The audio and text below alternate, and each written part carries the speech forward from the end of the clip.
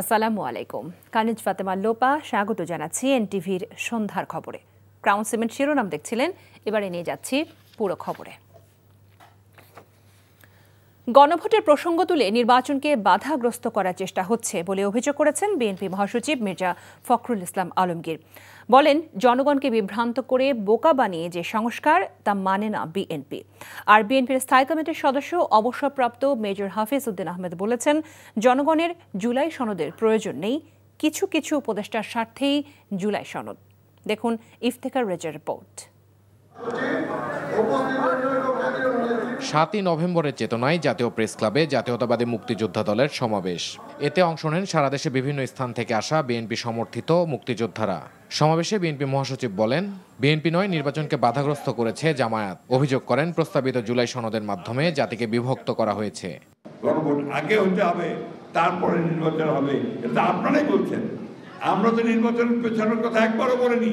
আমরা বারবার বলছি যে নির্বাচনটা অতি দ্রুত করতে হবে। এখন পর্যন্ত নির্বাচনকে যতটা বাধা সৃষ্টি করেছেন আপনারা করেছেন। আপনার পিয়ারের দাবি নিয়ে এসেছেন, যেটা আলোচনা ছিল না, প্রস্তাবে ছিল না, এই কথাটা আপনারা করেছেন। জোট পাকিয়ে রাস্তার মধ্যে আন্দোলন করছেন এবং ধমক দিচ্ছেন আজকেই হতে হবে, তাহলে আমরা ইলেকশন হতে দেব না। একই সমাবেশে মেজর হাফিজ বলেন, জনগণের জুলাই সনদ দরকার নেই। এই জুলাই সনদ নিয়ে অনেক কথাবার্তা হচ্ছে। আমি একদম খুচরো রাজনৈতিক নেতা হিসাবে মনে করি, কর্মী হিসাবে মনে করি, জুলাই সনদ দেশের জনগণের প্রয়োজন নাই। জুলাই সনদ হয়তো কিছু কিছু ব্যক্তি যারা এখানে উপদেষ্টা হয়েছেন, যারা ভবিষ্যতে বাংলাদেশে বসবাস করতে গেলে অনেক প্রশ্নের সম্মুখীন হবেন, তাদের জন্য হয়তো এই জুলাই সনদের প্রয়োজন আছে। এদিকে রাজশাহী জেলা পরিষদ মিলনায়তনে বিভাগীয় ব্যবসায়ী সম্মেলনে বিএনপির স্থায়ী কমিটির সদস্য আমির খসরু মাহমুদ চৌধুরী বলেছেন, জাতীয় ঐকমত্য কমিশনের কিছু সদস্য নিজেদের মতামত রাজনৈতিক দল ও জনগণের উপর চাপিয়ে দিতে চায়। ঐকমত্য কমিশনেরও একটা মতামত আছে।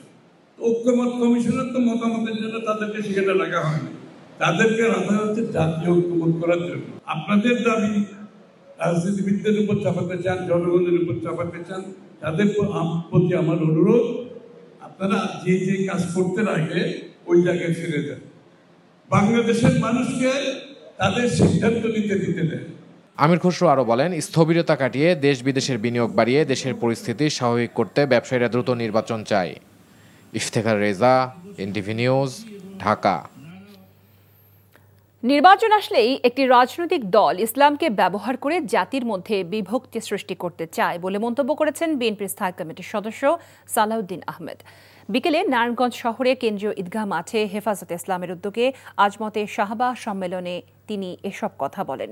তিনি আরও বলেন, যারা ফিতনা তৈরি করে বাংলাদেশের মুসলমানদের মধ্যে বিভ্রান্তি সৃষ্টি করতে চায়, তাদের কাছ থেকে সবাইকে সাবধান থাকতে হবে। সালাউদ্দিন বলেন, হাসিনার সরকার ইসলাম বিদ্বেষী ছিল এবং আলেমদের নির্যাতন করেছে। আল্লাহর হুকুমে কিভাবে তাদের রাজনীতির অবসান হয়েছে সবাই তার সাক্ষী। বিএনপি ক্ষমতায় আসলে বাংলাদেশে আদর্শিক রাজনীতি কায়েম করবে বলে প্রতিশ্রুতি দেন তিনি।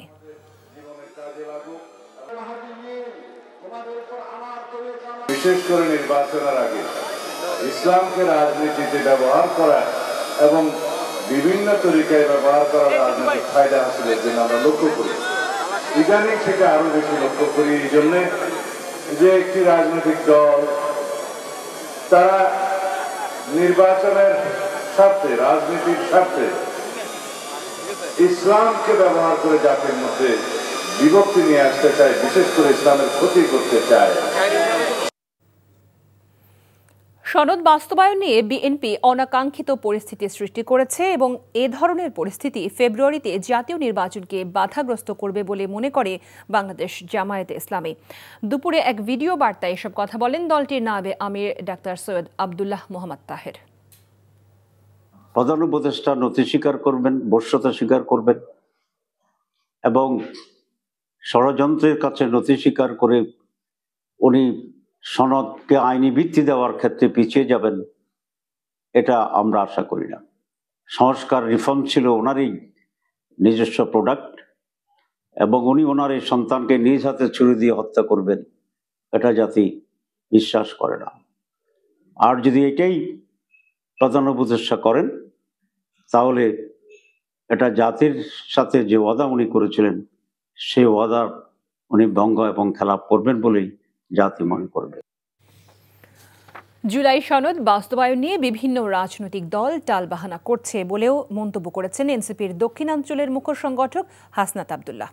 সকালে বরগুনায় জেলা এনসিপির দলীয় কার্যক্রম গতিশীল করার লক্ষ্যে আয়োজিত সমন্বয় সভা শেষে এসব কথা বলেন তিনি। বলেন, নির্বাচন কমিশনের মার্কা সংযুক্তিকরণ বা না করার বিষয়টি গোয়ার্তুমি।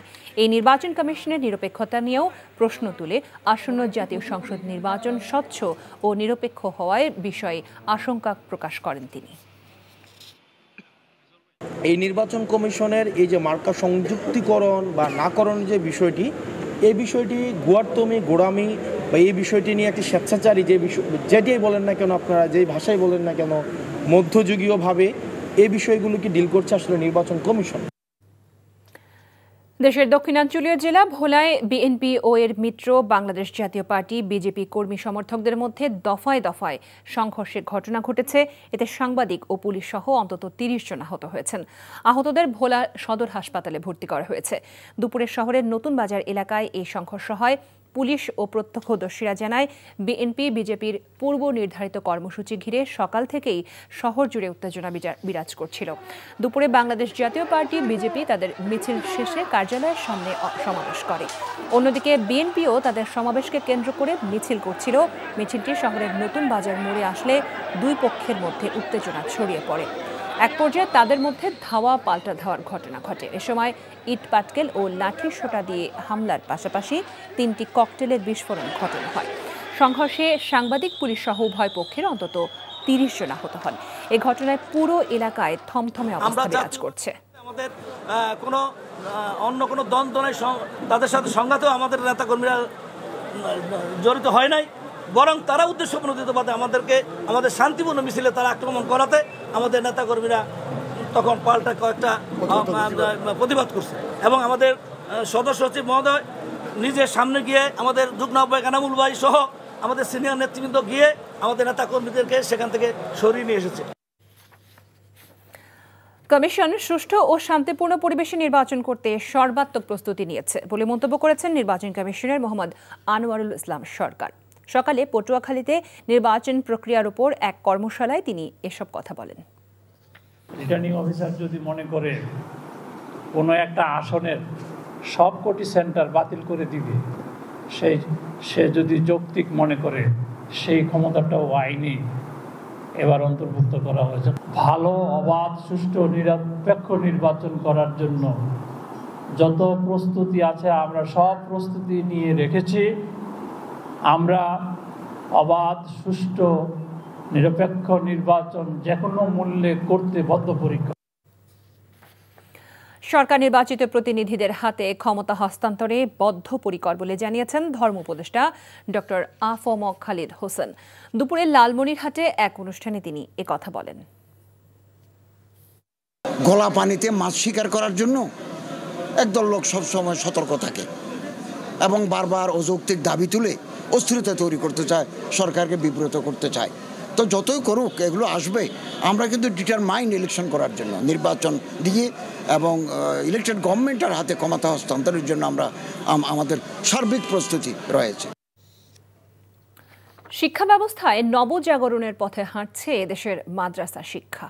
এমন মন্তব্য করে দৈনিক আমার দেশ পত্রিকার সম্পাদক মাহমুদুর রহমান বলেছেন, ইসলাম ও আধুনিক শিক্ষা ব্যবস্থার মেলবন্ধনের ফলে সমস্ত প্রতিযোগিতায় নিজেদের এগিয়ে রাখছে মাদ্রাসা শিক্ষার্থীরা।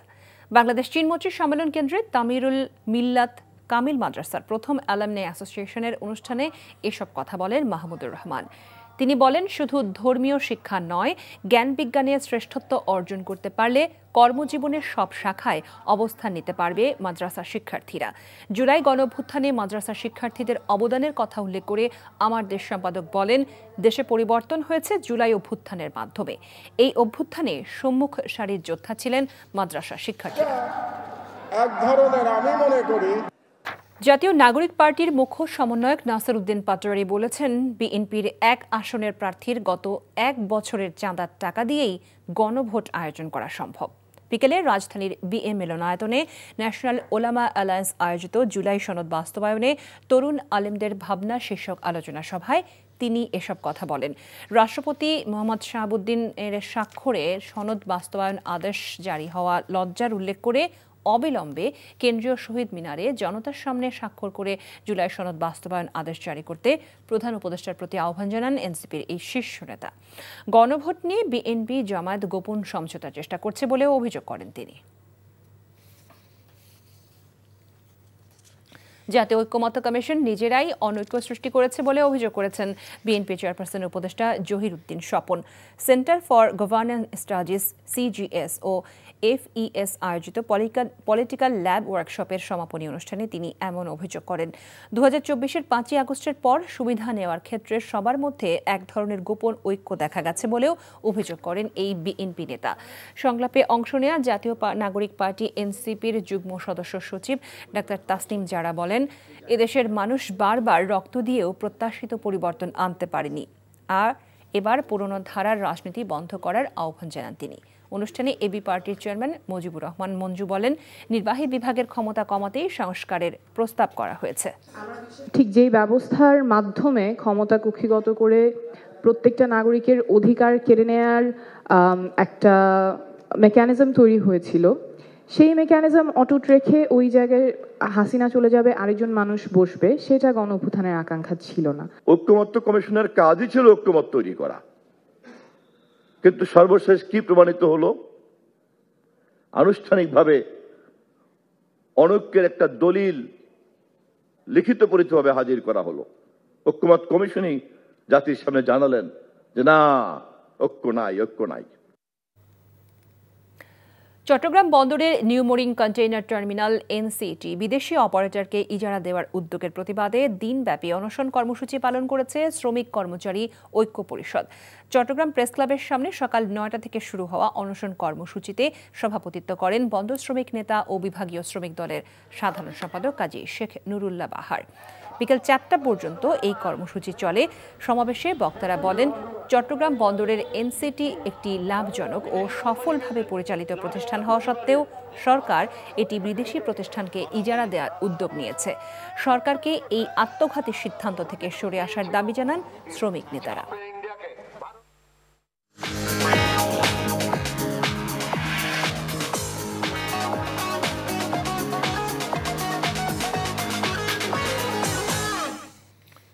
মার্কেন্টাইল ব্যাংক অর্থনীতির খবর। চাঁদপুর বড় স্টেশন মাঝঘাটে হঠাৎ করেই ইলিশের সরবরাহ কমে গেছে, ফলে বাজারে ইলিশের দাম কেজি প্রতি 200 থেকে 300 টাকা পর্যন্ত বেড়ে গেছে। সরবরাহ কম থাকায় ক্রেতারা ঘাটে এসে চাহিদা অনুযায়ী ইলিশ কিনতে পারছে না। স্থানীয় ব্যবসায়ী ও ক্রেতারা জানায়, কয়েকদিন আগেও যেখানে ঘাটে প্রচুর ইলিশ আসতো, এখন হঠাৎ করেই মাছের যোগান কমে গেছে। এতে ক্রেতা ও পাইকারি ব্যবসায়ীরা উভয়ই বিপাকে পড়েছে। চাঁদপুরের পদ্মা মেঘনা নদীর জেলেরা জানিয়েছে, নদীতে ইলিশের সংখ্যা এখন খুবই কম, ফলে জালে কাঙ্ক্ষিত ইলিশ উঠছে না। আজকের বাজারে 1 কেজি ওজনের ইলিশ বিক্রি হচ্ছে 2500 টাকা থেকে 2700 টাকায়। এই ছিল সন্ধ্যার খবরে। এই খবরের ভিডিও সহ আপডেট জানতে ভিজিট করুন এনটিভি অনলাইন www.ntvbd.com। এছাড়াও এনটিভির জনপ্রিয় সব অনুষ্ঠান ও খবরের আপডেট জানতে ভিজিট করুন আমাদের ইউটিউব ও ভেরিফাইড ফেসবুক পেজ। রাত 10:30টায় রাতের খবর দেখার আমন্ত্রণ জানিয়ে বিদায় নিচ্ছি। সবাইকে ধন্যবাদ এতক্ষণ সাথে থাকার জন্য।